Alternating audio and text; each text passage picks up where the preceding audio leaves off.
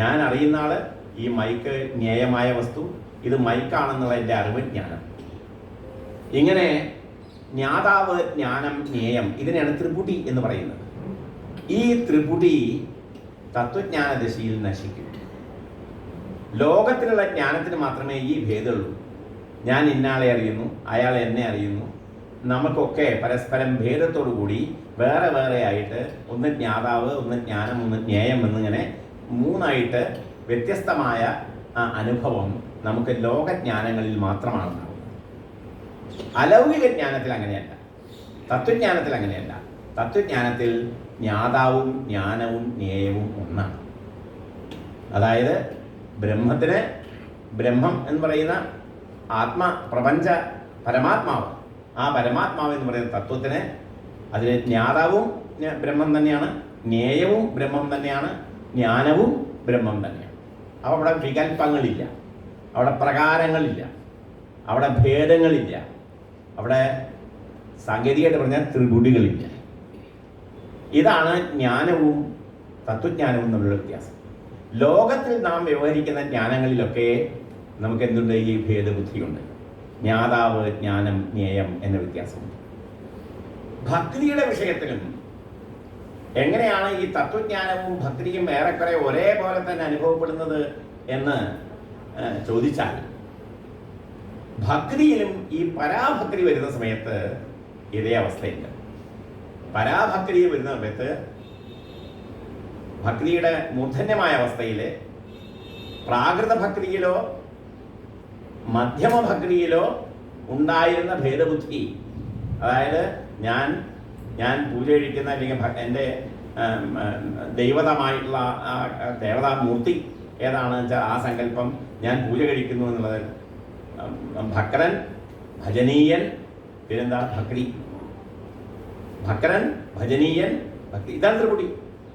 ഈ ത്രിപുടി ജ്ഞാനം, ജ്ഞാതാവ്, ജ്ഞേയം എന്ന് പറഞ്ഞതുപോലെ തന്നെ ഭക്രൻ, ഭജനീയൻ ആരാ? ഈശ്വരൻ. ആരുടെ മൂർത്തിയാണോ മുമ്പിൽ വെച്ച് നമ്മൾ പൂജ കഴിക്കുന്നത് അയാളാണ് ഭജനീയൻ, ഭജിക്കപ്പെടുന്ന ആള്. അത് ശ്രീകൃഷ്ണനാണെങ്കിൽ ശ്രീരാമനോ ആരാച്ചാത്. പിന്നെ നമ്മൾ ചെയ്യുന്ന പ്രക്രിയ പൂജ എന്ന് പറയുന്ന, ഭജന എന്ന് പറയുന്ന, ഭജിക്കുക, സേവിക്കുക, പൂജിക്കുക എന്നുള്ള ആ വ്യാപാരം.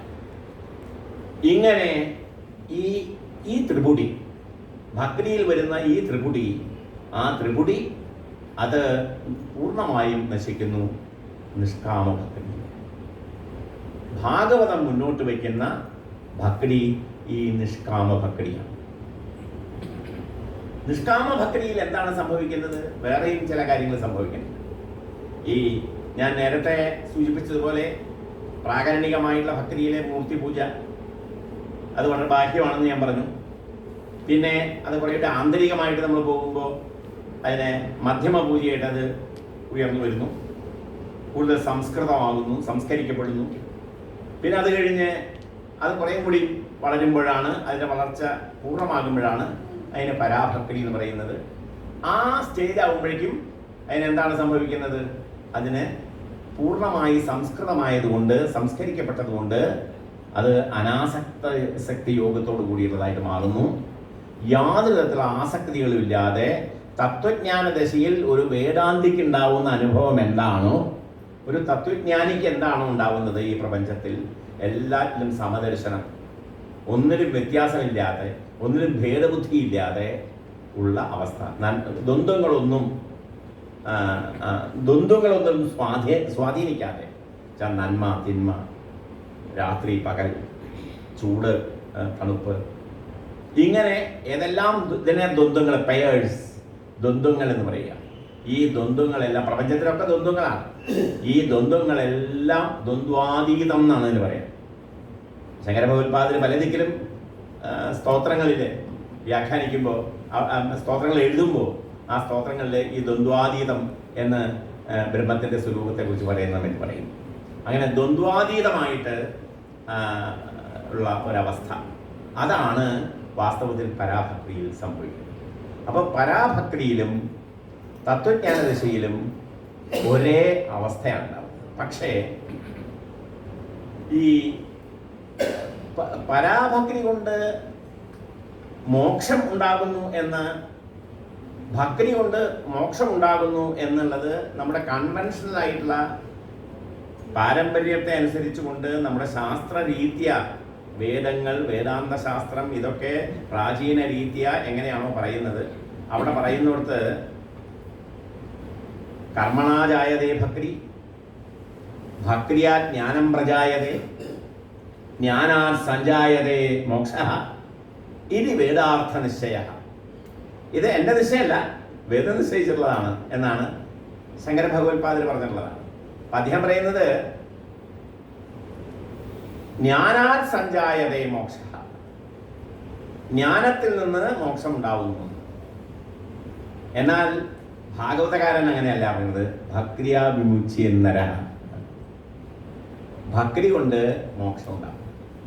ഇത് ശങ്കര ഭഗവത്പാദരുടെ സിദ്ധാന്തത്തിൽ നിന്ന് വിപരീതമായിട്ട് വരില്ലേ എന്ന് ചോദിച്ചാൽ അത് വിപരീതമാവില്ല.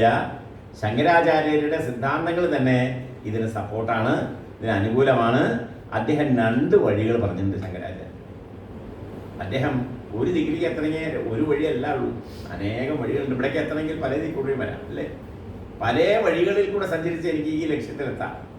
അതുപോലെ തത്വജ്ഞാനം എന്നുള്ള ഇതിലേക്ക് എത്താൻ പല വഴികളുണ്ട്. അതിൽ കർമ്മയോഗമുണ്ട്, രാജയോഗമുണ്ട്, ജ്ഞാനയോഗമുണ്ട്, ഭക്തിയോഗമുണ്ട്, യോഗങ്ങൾ പലതുമുണ്ട്. എല്ലാ ദിക്കിലും ഇതെല്ലാം യോഗങ്ങളാവുന്നത് അനാസക്തങ്ങളാകുമ്പോഴാണ്. ഞാൻ പറഞ്ഞു, ഭക്തി യോഗമാവുന്നത് ഭക്തി അനാസക്തമാകുമ്പോഴാണ്. കർമ്മം യോഗമാകുന്നത് കർമ്മം അനാസക്തമാകുമ്പോഴാണ്. അനാസക്തി യോഗം അവിടെ ഉണ്ടാവണം. അനാസക്തി ഇല്ലെങ്കിൽ ഇതൊന്നും അതിൻ്റെ അങ്ങനെ വരുമ്പോൾ അതൊക്കെ സ്വാർത്ഥ ചിന്തകൾ മാത്രമേ ഉണ്ടാവൂ. സ്വാർത്ഥം 100% സ്വാർത്ഥം നിവൃത്തമായിട്ട് അത് എന്താ പറയുക, ലോക നന്മയ്ക്ക് വേണ്ടി പൂർണ്ണമായും സമർപ്പിക്കുന്ന ഒന്നായിട്ട് അത് മാറുമ്പോഴാണ് അതിനെ യോഗം എന്ന് പറയുന്നത്. ആ ലോകസംഗ്രഹം, അതാണ് നമ്മുടെ പുരാണ ഋഷിമാരുടെ ഒക്കെ പുരാണങ്ങൾ കൃതികളെ ഏത് പരിശോധിച്ചാലും നമുക്ക് മനസ്സിലാവും, ലോകസംഗ്രഹം എന്നൊരു സിദ്ധാന്തമുണ്ട്. അതാണ് പരമമായ സിദ്ധാന്തം. അതിലേക്കാണ് ഇതെല്ലാം ലക്ഷ്യം വെക്കുന്നത്, ഉന്നം വെക്കുന്നത്. അവിടെ ഈ ആശയം അവിടെ അദ്ദേഹം പ്രകടമായിട്ട് പറയും. അപ്പൊ ശങ്കരാചാര്യര് ഭക്തിയെക്കുറിച്ച് പറയുന്ന ദിക്കില്, അപ്പൊ അദ്ദേഹം തന്നെ അത് പറഞ്ഞിട്ടുണ്ട്. ശങ്കരാചാര്യര് ഈ ജ്ഞാനം കൊണ്ടാണ് മോക്ഷം എന്ന ജ്ഞാനാ സഞ്ജായതേ മോക്ഷ, ജ്ഞാനം കൊണ്ടാണ് മോക്ഷം ഉണ്ടാവുന്നത് എന്ന് പറഞ്ഞ അതേ ശങ്കരാചാര്യർ തന്നെ വിവേക ചൂടാമണി എന്ന് പറയുന്ന അദ്ദേഹത്തിൻ്റെ വേദാന്തത്തിൻ്റെ പ്രകടന ഗ്രന്ഥത്തിൽ അദ്ദേഹം പറഞ്ഞിരിക്കുകയാണ്,